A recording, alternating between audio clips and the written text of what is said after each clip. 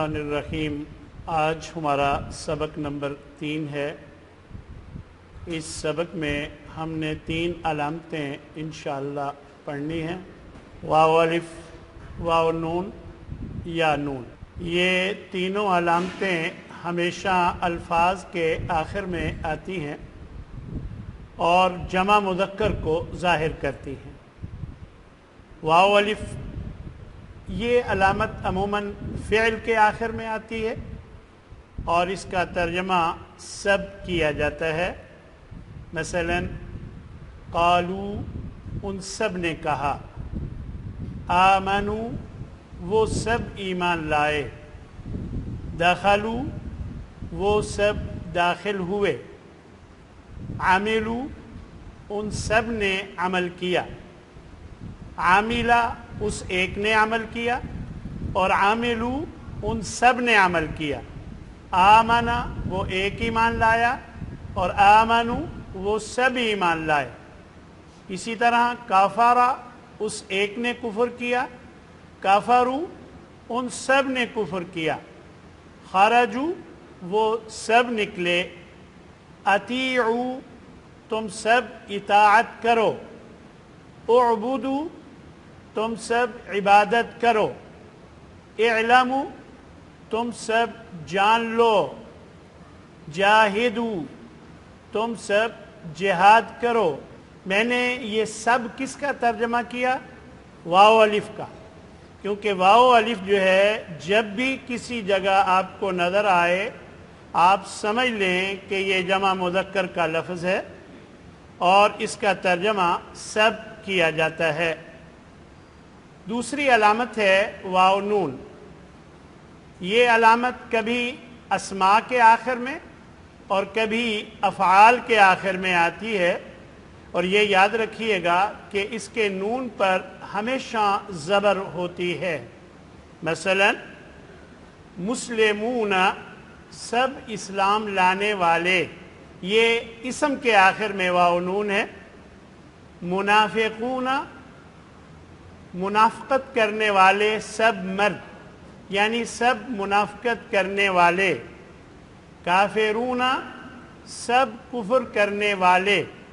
تو یہ واو نون جو ہے یہ جمع مذکر کی علامت ہے اور اس کے نون پر زبر ہے۔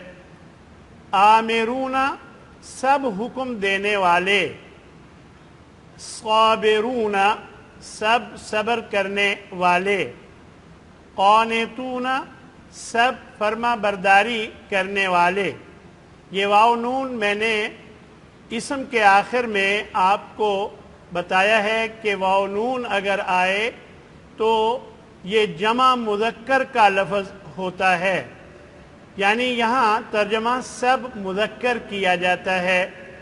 تو یعلمون یہاں فعل کے آخر میں واو نون آیا ہے، وہ سب جانتے ہیں۔ آپ کو ایک علامت یاد ہوگی کہ میں نے یا بتایا تھا کہ یہ فعل کے شروع میں آتی ہے اور اس کا ترجمہ وہ کیا جاتا ہے۔ یہاں وہی علامت آئی ہے، دیکھیے یعلمون وہ واو نون سب جانتے ہیں، وہ سب جانتے ہیں۔ تشکرون تم سب شکر ادا کرتے ہو۔ یکذبون وہ سب جھوٹ بولتے ہیں۔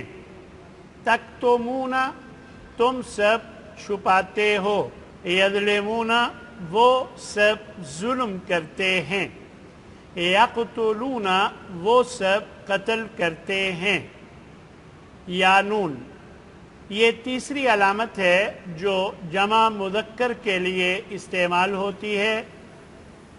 یہ علامت اسموں کے آخر میں آتی ہے اور ترجمہ اس کا بھی سب کیا جاتا ہے۔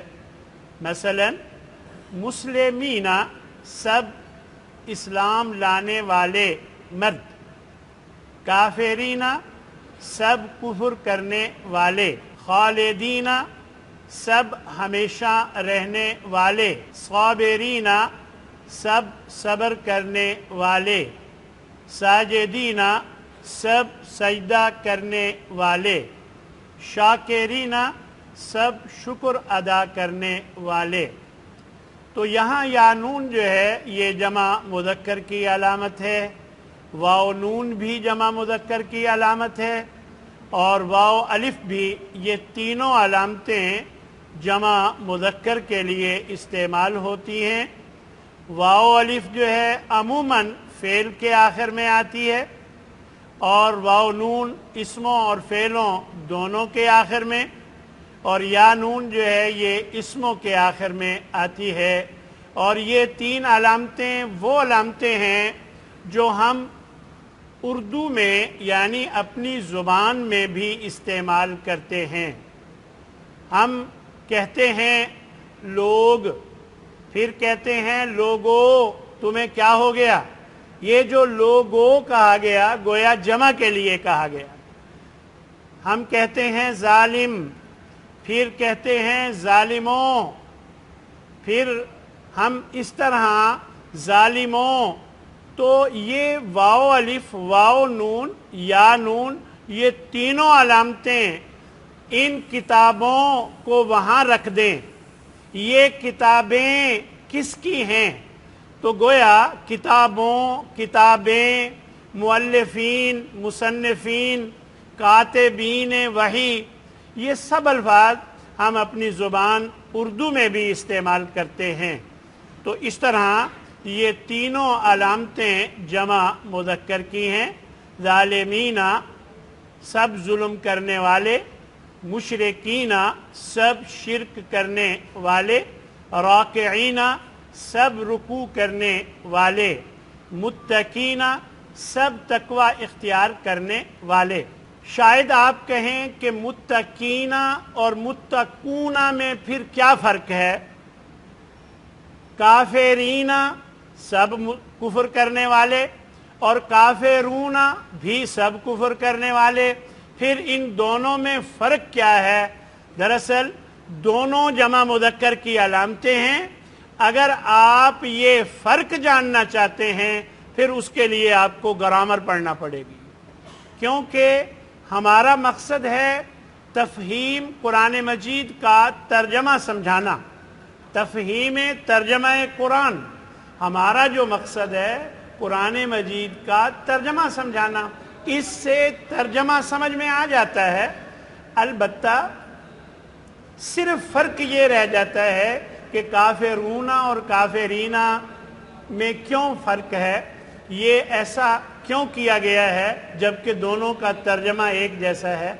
इसके लिए आपको ग्रामर पढ़ना पड़ेगी। देखें, आप भी तो उर्दू में कभी कहते हैं किताबों और कभी कहते हैं किताबें। तो हम उर्दू में भी तो इसी तरह ही मुख्तलिफ अंदाज में इस्तेमाल करते हैं, तो अरबी में भी इसी तरह है। लिहाजा ये तीन अलामतें हैं जिन्हें आपने याद रखना है। सबक के खुलासे के तौर पर सुन लीजिए। वाव अलिफ, वाव नून, या नून, ये तीनों अलामतें हमेशा अल्फाज के आखिर में आती हैं और ये जमा मुज़क्कर को ज़ाहिर करती हैं, और इन तीनों अलामतों का तर्जमा सब किया जाता है। ये तीनों अलामतें बताएंगे भला कौन कौन सी हैं।